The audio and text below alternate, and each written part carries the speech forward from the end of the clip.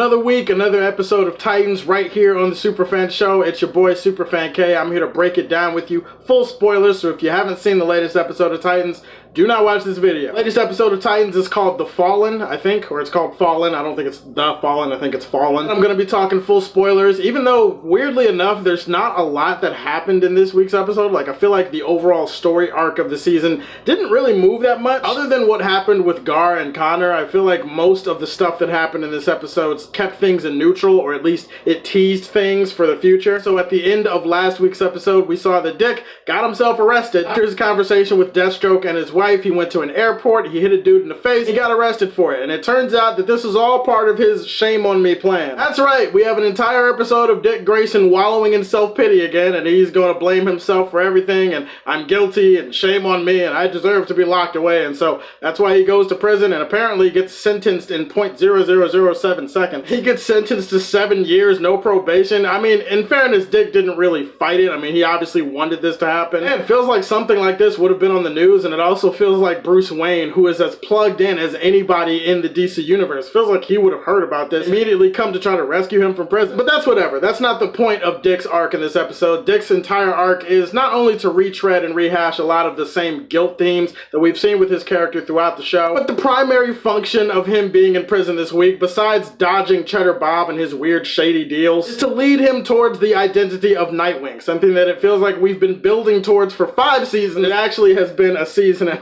a half at this point. Do a little bit of tweaking to the Nightwing origin because he's in prison and then he's rooming with these 3 other people who are trying to escape. 3 Hispanic dudes are trying to escape. He keeps telling them it's a bad idea, you're gonna get caught, you have no idea what you're doing, you're all gonna die. And one of them ends up telling the story of Al Azul. Now if you look up the words Al Azul or Al Azul online, it says Blue Wing. So obviously this is a very heavy-handed reference to Nightwing and the next step in Dick's transformation to becoming Nightwing. Some people are gonna be a little bit iffy and a little bit upset because this just goes so far out of the way to tweak us and give us the same basic origin for Nightwing. Pretty sure in one of the stories in the comics, Dick was actually inspired by a Kryptonian folktale. Clark was the one that told it to him, and it kind of inspired him to take on this new identity. Here it's 3 Hispanic dudes in prison, and one of them ends up dying before the end of the episode. The other 2 I'm pretty sure we're not going to see again, so it doesn't really have that much relevance or impact on the rest of the story. Its relevance and its impact on Dick is enough that I can kind of let this one slide. It's a little bit of a tweak, it's a little bit of a left turn, but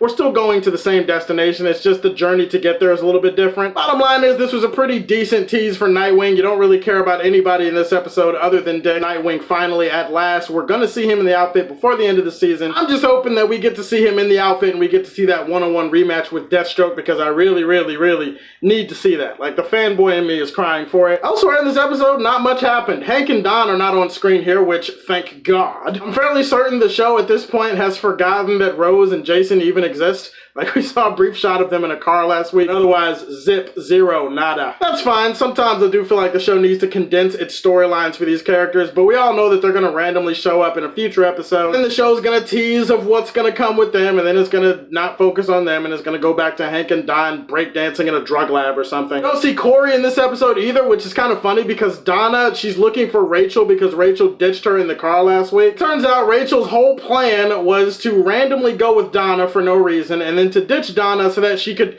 go to a soup kitchen and complain about the adults in her life. Whatever, man. Teenagers are weird. I've been there. You've been there. We've all been teenagers. Teenagers have weird thought processes that go through their mind.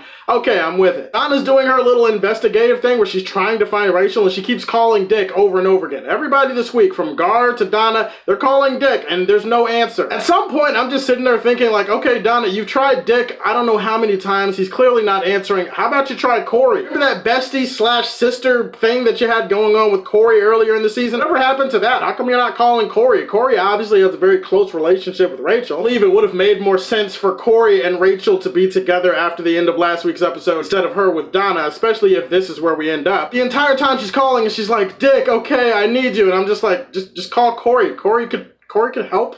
Is Corey's cell phone not on? Rachel goes to the soup kitchen and she befriends some girl, and then this girl has some abusive dickhead walk in and be like, hey, let's go. Then Rachel follows the girl and the dude outside, and she ends up defending the girl by lifting him up against a wall with her whole Azarath Metronome thing. I gotta say, Raven using her powers is a whole ass mood, and I get excited every time I see her using her powers. It tells me that we're getting closer to her being vintage Raven from the comic books, or at the very least the Raven from the Teen Titans show, which is one of my favorite versions of Raven. Tell me that when she uses her powers, it doesn't remind you of that shit. At the same time, I feel like the show is a little bit iffy on how to portray Rachel and her powers, because some minutes she knows how to control herself, some minutes she doesn't. On this particular episode, she uses her powers and she's able to scare the dude, and then she makes him run away, but then for some reason, some dark portion of her power stays behind. It stays behind and it possesses a gargoyle, and the gargoyle flies after the dude and kills him. Now, I'm pretty sure Rachel didn't mean for this to happen. Although in fairness, her struggling to control her powers and wondering if her powers make her a bad person, kind of the arc we've been dealing with for 2 seasons now, so I feel like we need to reach a conclusion anyway. Main stuff that was exciting in this episode was Gar and Connor. I'm so glad that Gar is finally getting some content. For the first time since it happens after he reunites with Connor, Gar does reveal that he killed a man last season, like he transformed into a tiger and he slashed a man's throat and he ate him basically. This doesn't lead to any profound moment of character reflection or anything, but it's nice to see Gar acknowledge it, and it's nice to see him try to use that experience to help Connor, who's still like, hey, leave me alone, dude, I'm dangerous. Sort of get to see how dangerous, because Connor and Gar, they end up going back to Titan's Tower, and then of course Cadmus finds them. At that point, Cadmus, after some fun action sequences involving Gar and Connor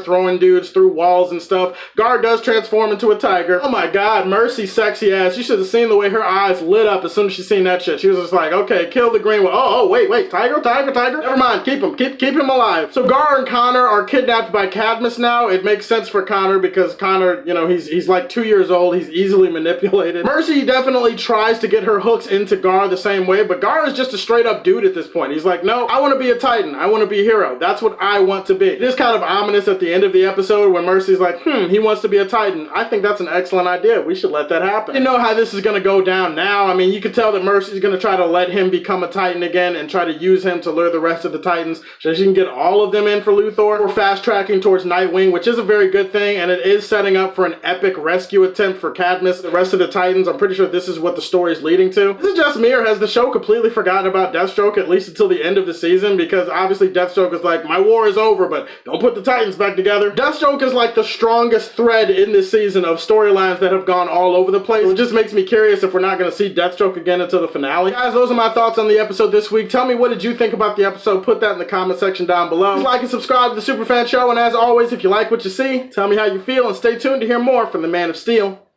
Peace.